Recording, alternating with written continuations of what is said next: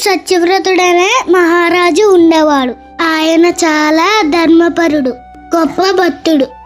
ఒకనాడు ఆయన నదిలో స్నానం చేస్తుంటే ఒక చిన్న చేప అతని చేతిలోకి వచ్చింది. ఆ చేప తనను కాపాడమని రాజును అడిగింది.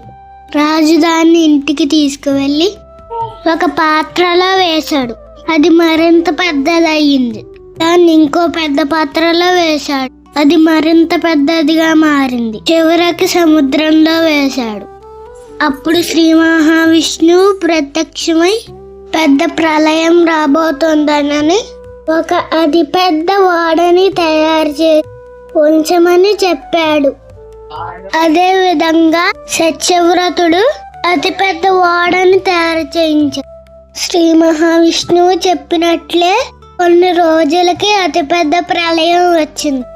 తాను తయారు చేయించిన పడవలో ప్రజలను, జంతువులను, పక్షులను, ఆహారాన్ని తీసుకుని సత్యవ్రతుడు బయలుదేరాడు. మహావిష్ణువు అతిపెద్ద చేప రూపంలో పడవని తన ముక్కుతో తీసుకువెళ్తూ ఉంటాడు. చివరకు సురక్షితమైన ప్రాంతానికి చేరుస్తాడు.